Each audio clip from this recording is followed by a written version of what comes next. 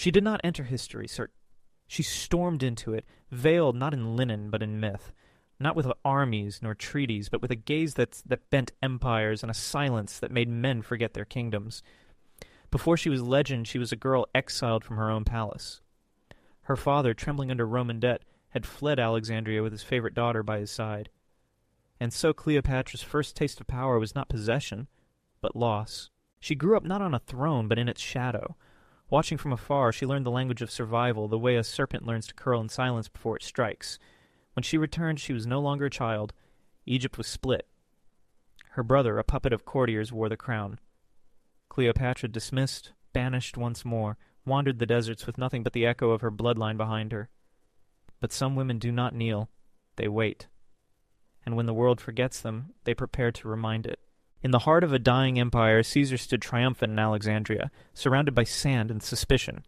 He had crossed the sea not for love, but for tribute. Rome's lifeblood now flowed through Egyptian grain. And yet, what entered his chamber that night was not a supplicant, but a myth unrolled from a carpet. A woman dusted in the gold of ancient gods. Eyes deeper than the Nile, voice soft as linen torn by time. She did not beg. She simply existed, and in doing so rewrote every script of diplomacy. It wasn't seduction. It was recognition. A queen in exile, a general growing old, two rulers standing on the edge of their own oblivion. Cleopatra didn't ask for Rome's help. She offered something rarer, a future both glorious and doomed. What did he see in her? Not just a lover, not even a queen. He saw a flame refusing to go out in a world built of ash. In her presence, Caesar did not feel like a conqueror. He felt like a man staring at the divine. And when Rome whispered of scandal, when senators spat her name like a curse, he remained still. Because men like Caesar are not undone by women. They are undone by what women awaken in them, the illusion of immortality. Cleopatra returned to her throne not through war, but through spectacle. Her enemies drowned in Roman blood. Her brother vanished beneath palace walls, and her face, young, unreadable, emerged once more beneath the golden sun of Egypt. But the crown she now wore burned hotter than before, because power once tasted changes its host. She was no longer just a monarch. She was a symbol, a living question. Was she Egypt's last hope, or its final curse? In the markets of Alexandria, they spoke of her as if she were divine, Isis reborn, wrapped in pearls, commanding ships as if born from the sea itself. But in the quiet of her chambers, Cleopatra sat alone, surrounded by scrolls, maps, and the weight of 1,000 years of dynasties, all now balanced on her breath. She knew the truth, that the gods no longer ruled from Olympus or Heliopolis, that the age of myth was ending, and that Rome, hungry, cold, and merciless, was coming not just for her kingdom, but for her story. So she wrote faster. She negotiated harder. She bled slower. A woman born into a fading empire, crowned in exile, raised by desert winds, now dared to love a man who saw her not as land to be taken, but as legend to be preserved. And for a moment the world paused, because in the endless march of empires someone had placed a queen at the center of the storm, and she was not running. She was choosing. The child of the Nile had become the echo of the world. Her name traveled farther than her ships. In Rome, the Senate rooms grew cold at its mention. Cleopatra. Not a queen. A fever. A storm cloaked in silk. They called her a temptress, a sorceress, a disease corrupting the bones of the Republic. But beneath the venom there was fear. Because Rome, built on law, steel, and the illusion of control, had no answer for a woman like her. And yet Cleopatra did not speak of a war. She bore Caesar a son. His name was Caesarion, Little Caesar. And in that name was both ambition and treason. She imagined a world ruled not from Rome, not from Alexandria, but from their union, east and west, sun and sword, womb and will. But empires do not mix. They consume. Caesar never named the boy his heir. He couldn't, not with daggers circling his back like shadows waiting for dusk, but still, he protected them. And still, she waited. When he returned to Rome, she followed, not as a wife, but as a ghost in silk, housed just outside the city walls, forbidden by law to cross the sacred line into the heart of the Republic. Rome could worship its goddesses, but not let one walk its streets. The people stared, some with wonder, most with hatred. A woman who wore crowns like jewelry, who bathed in milk and read philosophy, who spoke 9 languages and walked barefoot among slaves. They had never seen such contradiction wrapped in flesh. When Caesar was murdered, not by enemies but by his own, the myth shattered. 23 knives, and yet not a single one aimed at her. Still she felt each blade, not in flesh but in future. The vision she had dared to believe in, unity, legacy, a son who could rule both marble and sand, died on the Senate floor. She fled, not out of fear but out of clarity, because Cleopatra knew what came next. Rome did not mourn. Rome fed. And power once spilled is drunk like wine. In Egypt she rebuilt again, and again. The goddess in the temple, the widow in the shadows. She held her son and told him stories of a father who bent history, who once held the world in his hands and lost it to a whisper. But the world was not done with her, because power never forgets beauty, and Rome never forgets unfinished business. Mark Antony, the soldier with the lion's jaw and the heart of a boy who believed in heroes. He was no Caesar, but he bled for the same gods. And in the aftermath of Caesar's fall, as Rome tore itself apart, Antony was sent to tame the East, and the queen who ruled it. What began as politics ended in something far more dangerous. He summoned her, and she answered not with ships, but with legend, sailing up the Cydnus River dressed as Aphrodite herself, gold dust on her skin, incense trailing in the air like a second breath. The crowd did not cheer. It fell silent, because what approached was not a ruler. It was a dream, long forgotten, suddenly real. He fell, instantly, utterly, not for her beauty, but for what her beauty symbolized. A world before Rome, a world where gods walked with mortals and fate was written in the stars. But Cleopatra did not fall. She measured, she weighed, she watched, and when she gave herself it was not as a gift, but as an empire in flesh. Together they were thunder. Their love was not tender. It was theatrical, explosive. They drank, danced, made kingdoms feel like bedrooms and vice versa. But beneath the laughter, Cleopatra worked. She secured territories, built alliances, raised armies, not for him, for Egypt, for Caesarion, for a vision that refused to die. In Rome they screamed, whore, witch, enemy. They could not believe it, that a Roman general had fallen not in battle but in bed, that his will bent not to the Senate, but to her. They feared what their eyes could not understand, a woman who wielded sex like a scepter, who governed through seduction, not because she lacked power, but because she knew it was the most dangerous form of it. Octavian, Caesar's adopted son, watched all of this from the shadows of Rome, cold, calculating, a boy who had grown up under the weight of legacy, who had never ruled but had always wanted to. To him, Cleopatra was not a woman. She was the final obstacle, the last goddess standing in the way of empire. So he painted her as poison, sent letters, spread lies, turned Antony from general to traitor with nothing but ink. And in the streets of Rome the people howled, because nothing unites the masses like a common enemy, and nothing is easier to hate than a woman who refuses to be less. Cleopatra knew war was coming, but it was not a war of soldiers. It was a war of myths, and she had spent her life mastering the art of appearances. So she prepared. Ships, gold, alliances. But no matter how many sails she raised, no matter how many coins she melted, she could feel it. The shift. The slow drowning of old gods beneath the weight of a new world. A world that no longer believed in queens. She looked at Antony, saw in his eyes not strategy but sorrow. He still loved her, but love is not a kingdom, and passion is no match for propaganda. They were no longer rulers. They were relics, holding hands as the tide rose, pretending it was still the Nile and not history coming to swallow them whole. And yet Cleopatra smiled, because she understood something Antony never could. That to rule was not enough. To survive was not enough. She would not become a trophy. She would not be paraded. She would not be remembered as Rome's conquest. No. She would write the ending herself, even if it meant writing it in blood. By now, the gods had grown quiet. The temples still burned their incense, and the priests still spoke of divine favor, but Cleopatra knew the silence of Olympus was not absence. It was judgment. And the judgment had begun. War had come to her not as thunder, but as erosion, not in sudden blows, but in steady betrayal. Grain by grain she watched her power slip through her fingers like desert wind. The Battle of Actium was not a battle. It was a reckoning. Off the coast of Greece, her fleet and Antony stood in elegant formation, sails gleaming in the sun. But even beauty can rot. Rome's navy, disciplined, ruthless, silent, approached like a judgment long delayed. And in that moment, with the fate of empires hanging between horizon and sea, the gods revealed their cruelty. Antony's men began to falter. His captains questioned. The chain of command broke. And in the middle of it all, Cleopatra's ship turned. She fled, not from cowardice, but from calculation.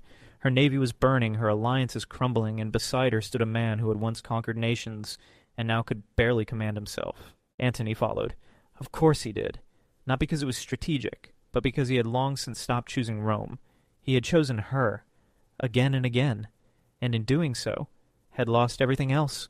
Back in Alexandria, the lovers became prisoners of their own myth. The world they had tried to build, half Egyptian gold, half Roman fire, was now ash drifting over the palace walls. Octavian was coming, slowly, coldly, not to negotiate but to collect. Antony could not bear it. Not the defeat, nor the shame, and least of all the look in Cleopatra's eyes, still regal, still calculating, still unwilling to crumble. In a moment of despair, fed lies that she had already taken her own life, Antony fell on his own sword. The blade pierced but did not kill. Instead he bled slowly, painfully, calling her name, dragging himself through the palace corridors like a ghost not yet allowed to leave the living world. They brought him to her, dying, broken. In her arms the last general of Rome whispered words not of glory but of apology. Cleopatra did not cry. She did not rage. She held him gently like a priestess laying the final offering at a temple long abandoned. But her mind was elsewhere, because the end had not yet come. And she would not let it come for her like it came for him, uninvited, premature, grotesque. If death was to arrive, she would greet it in full regalia. Octavian entered Alexandria not as a conqueror, but as a mortician. The city had already surrendered. The armies had laid down their swords. The people, worn by hunger and fear, welcomed the new god in marble and armor. And Cleopatra, last of the pharaohs, queen of sun and sand, waited behind the thick stone of her mausoleum, where she had begun to prepare her exit. She tried once more. One final attempt, she met with Octavian, not as a supplicant, but as a mirror. She offered him alliances, wealth, even her crown. She spoke to him not as woman to man, but as ruler to ruler. He did not hear her. He did not need to. Her power was already a relic, her words an echo. She saw it in his eyes, not hatred, not even lust, just calculation. Octavian didn't want her alive. He wanted her humiliated, paraded through Rome in chains, a living trophy bound in golden shackles, dragged behind his triumphal chariot so the mob could spit at the woman who had dared to seduce their heroes. This Cleopatra could not allow. She returned to her chamber, called her most loyal servants. She dressed in her finest robes, not white of mourning, but the gold of rebirth. She surrounded herself with the relics of her gods, statues of Isis and Hathor, scrolls that whispered of eternity, vials of precious oil, coiled snakes carved in lapis. The air was thick with sandalwood, the kind they used only for funerals. Her own. Beside her a basket, inside a fig. Beneath the fig something ancient, something silent. The ass was no executioner. It was a companion, a gatekeeper. It had served the pharaohs for centuries. A single bite, and the blood begins to whisper. The heart slows. The vision narrows to a tunnel of gold. The soul, they said, finds the Nile again. Some say she chose poison. Some say the serpent. Some say Octavian lied, that her death was his doing, not hers. But all of these stories miss the point, because Cleopatra's final act was not a mystery. It was a message. She had lived as a goddess, ruled as a woman, loved as a queen, and lost like a myth. But she would not die like a prisoner. Octavian found her too late. Her body lay still, dignified, lips curled in the faintest suggestion of amusement. Her maidens lay beside her, loyal even in expiration. No screams, no stains, just silence, heavy and deliberate. In that moment Octavian lost something. He had won the war, taken the kingdom, eliminated the threat. But what stared back at him from that stone chamber was a kind of victory he could never claim. Because Cleopatra had left the world on her terms, wrapped not in shame, but in eternity. Her son Caesarion did not live long after. Octavian saw to that. Rome had no room for bloodlines it could not control. And so, the last pharaoh's line ended not with ceremony, but with silence. But the myth did not end. It began. Because Cleopatra did not die in that tomb. She transcended. Her name, once spoken in whispers, now echoed through history. Not as victim, not as villain, as enigma. A queen who mastered appearance, wielded desire, and in the face of the most powerful empire the world had known, chose death rather than submission. She was not perfect, she was not pure, she was power incarnate, and power never dies, it only changes form. In paintings she became a seductress, in poems, a martyr, in politics a cautionary tale, but in truth she was something rarer, something the world still struggles to name. A woman who refused to be defined by the men who claimed to conquer her. A woman who chose silence, and in doing so, made the world speak her name forever. The day Cleopatra died, the world did not pause. Rome moved on. Its senators adjusted their robes, its armies readied for new conquests, and its new emperor Octavian, soon to be Augustus, began the final transformation of the republic into an empire. a singular rule forged in blood and silence. And yet, in the marble corridors of power there lingered something that would not quite leave. A shadow, a perfume, a question no sword could cut. What do you do with a ghost that refuses to vanish? They buried her without ceremony. No parade, no wailing priestesses, no chorus of harps rising over the Nile. Her tomb was sealed, her name erased from monuments, her lover's legacy dismantled brick by brick. But empires, for all their strength, have always misunderstood myth. You cannot kill a woman who died by choice. You cannot erase a symbol written in the blood of history. Cleopatra became larger after death than she had ever been in life. Not because Rome glorified her, but because it couldn't forget her. The more it tried to define her, the more she slipped through its fingers. Seductress, savior, sinner, sorceress. No word quite held. She had made herself too complex to reduce, too vivid to whitewash. And so the image fractured. The West painted her in Roman guilt, a dangerous foreign queen who led their greatest men astray. She became the cautionary tale whispered behind marble columns, the warning sewn into the fabric of state. Do not trust the foreign woman with a crown and a gaze. Do not believe that a queen could be clever, or strategic, or more than what her beauty offered. But in the East, among the dust-covered scrolls and broken statues, there remained another truth, a deeper one. A woman who had ruled a fragmented world, not by force, but by finesse. A ruler who could speak the language of scholars and soldiers alike, who had made herself divine not through temples but through action, who had played the greatest empire in history and almost won. And what was her crime? Not loving Caesar, not bearing his child, not uniting with Antony. Her true crime was existing on her own terms. History hates that. Rome had always been afraid of the feminine that could not be controlled. They cloaked their myths in violence. Lucretia's virtue honored through suicide, Dido's power ended by flame, Medea turned monstrous when she refused to be silent. Cleopatra joined their ranks. A woman made monstrous, not by what she did, but by what she refused to do. Apologize. Even Octavian, victor emperor, founder of an age, knew this. He did not speak her name often. He did not parade her image, because some victories once voiced reveal more of the victor than the vanquished. To speak of Cleopatra was to remind the world that once a woman nearly unseated Rome, not with war, but with presence. Still, the stories survived. They traveled through time like smoke, shifting in shape but never fading. In the Middle Ages she became sin incarnate, the dark eve of the Mediterranean. In the Renaissance she was rediscovered by painters who could not look away. In the Enlightenment she became the subject of philosophy, of theater, of debate, always returning, always reappearing, in marble, in oil, in verse. And yet, how little they understood her. They asked the wrong questions. Did she love Caesar? Was Antony her downfall? Did she really kill herself with a snake? As if love or death or rumor could contain her. As if she were a character, not a force. They obsessed over her beauty, her body, her bedroom, as if that were the throne she ruled from. But Cleopatra's true legacy was elsewhere. It was in the way she refused to become what they wanted. In the way she moved through a world built for men, not by copying them, but by bending the rules around her. She did not dress like Rome. She dressed like Isis. She did not speak Latin. She made them learn Greek. She did not campaign in armor. She negotiated with silks and silences. In a culture that worshipped brute force, she showed that power could wear perfume and still win. And it terrified them, because Cleopatra proved a truth too dangerous for empire, that to lead, one does not need to dominate. One needs to understand. And she understood everything, her people, her enemies, her moment in history. She ruled not with arrogance, but with awareness. She was not above manipulation, but she was also not beneath sacrifice. Every move she made was calculated, every alliance, every myth, every appearance. When she unrolled herself from that carpet before Caesar, she wasn't surrendering. She was declaring. When she welcomed Antony in the robes of Aphrodite, she wasn't seducing. She was reminding him of who held the script. And when she chose death, she didn't break. She completed the story. Because Cleopatra's final act wasn't escape. It was authorship, a final refusal to be written by someone else's hand. In her death she preserved something sacred, control, the one thing Rome, for all its might, could never take from her. And that, more than anything, is why her ghost lingers. Not in the tombs they cannot find, not in the statues they shattered, but in every woman who refuses to shrink, who leads not in spite of her femininity, but through it.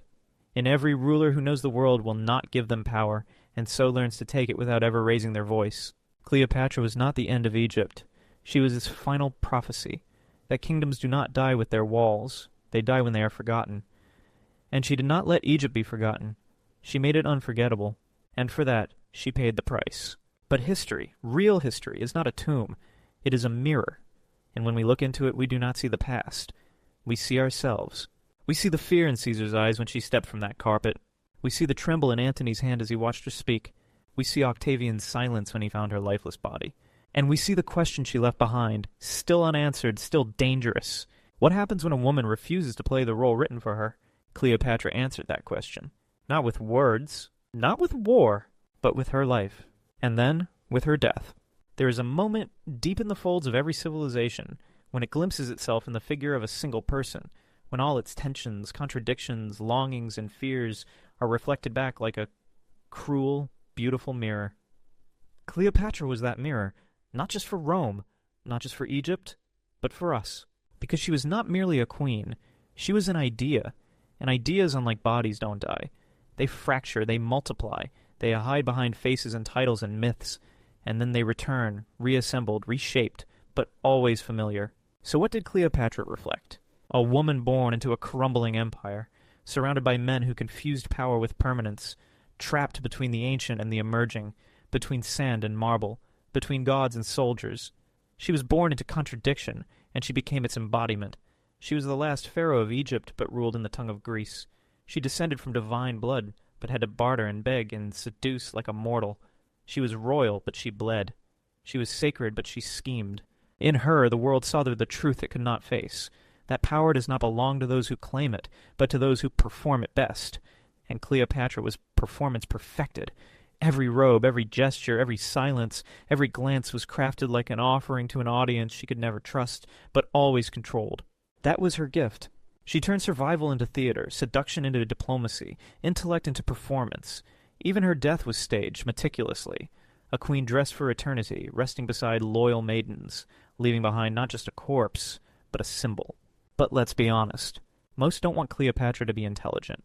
They don't want her to be strategic. They don't want her to be brave. They want her to be beautiful, passive, tragic, reduced to the woman who loved too much. Because that's easier, more comfortable, safer. If she was only beautiful, then her rise was luck. If she was only emotional, then her fall was inevitable. But Cleopatra defies safety. She stares back through the centuries and forces us to confront the uncomfortable truth that she was not lucky. She was lethal, and she didn't fall. She chose the moment to leave, and that choice is what unsettles us the most. Because how do you process a woman who controlled the most powerful men of her time, and then, when she could no longer control the narrative, refuse to let the victors write the ending? That's not just power, that's defiance. That's revolution. And still, we try to put her in boxes. She was a lover. She was a traitor. She was a goddess. She was a harlot. She was a mother. She was a monster. But what if she was simply this? A woman who refused to live on someone else's terms? That question burns through every version of her story. It's why she appears in marble in Rome, and verse in Shakespeare, and Technicolor in Hollywood. We keep returning to her because we've never really understood her. We reduce her because we can't absorb her. She was too much. She is too much. And that, perhaps, is the final crime of Cleopatra. She existed beyond comprehension. Even now, we debate her skin color, her facial features, her bloodline, as if history can be reduced to pigment and bone, as if the most fascinating thing about her was the curve of her nose. But Cleopatra's power was never her face. It was her presence, her ability to make men see what she wanted them to see, while always hiding something just beyond their reach. She was not the mask. She was the space behind it, and no historian, no artist, no emperor has ever reached her. Not truly. We still search for her tomb, the last missing piece, as if stone and earth could finally give us closure. But Cleopatra does not want to be found, because Cleopatra never wanted to be owned. She lived in a world where every woman of power was eventually claimed by men, through alliance, through conquest, through memory. She escaped all three, even in death. Octavian thought he won. He marched through Rome, unchallenged, crowned not by gods but by absence. He built an empire, but Cleopatra built something more dangerous. A myth immune to empire. A presence that whispered in art, in rebellion, in every woman who would one day walk into a room and dare to lead. Because that's the legacy she left us. Not a crown, but a question. What does it cost to be unforgettable? For Cleopatra, the cost was everything. Her kingdom, her lover, her life. She wagered it all against the machine of history and lost the war, but not the memory. That's the paradox. She died surrounded by the failure of her plans, and yet she outlived every one of her enemies, not in years, but in echo. Caesar is a monument. Antony is a footnote. Octavian is a name in a textbook. But Cleopatra is a presence. A silence that outlasts the scream. A gaze that never looks away. A story we still can't stop telling. Because maybe, deep down, we all want what she had. Not the throne. Not the lovers. Not the gold. But the courage to decide our own ending. Cleopatra never wrote her own memoir. No parchment survives in her voice, no scroll with her confessions, no monologue in which she explains the choices that brought empires to their knees. And yet, she remains one of the most written about women in all of history. That is the paradox.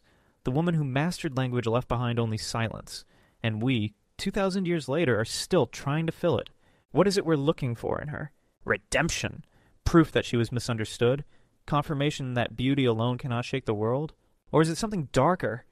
Some need to dismantle the myth, to pull off the crown, smear the coal, strip away the godhood, and say, see, she was just a woman after all. That need speaks more about us than about her, because Cleopatra does not belong to herself anymore. She belongs to every age that needed her to be something. To Augustus, she was a threat. To Plutarch, she was a cautionary tale. To Shakespeare, she was a tragic muse. To Hollywood, she was a spectacle. To feminists, a figure of defiance. To misogynists, a warning. Each time we tell her story, we shape her body, her voice, her choices into something that serves a purpose.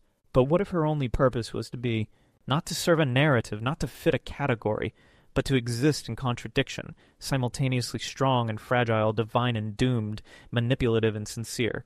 A woman who is allowed to contain multitudes, like every man is. The world has never liked women like that. Because Cleopatra wasn't built to be loved. She was built to survive. And survival in her time was not a passive thing. It was a daily performance. Every breath had to be calculated. Every smile, every step, every whisper could be the difference between keeping a throne or being swallowed by the palace floor. When she walked into a room, she wasn't a guest. She was a message. This is why Caesar was drawn to her. Not for softness, but for sharpness.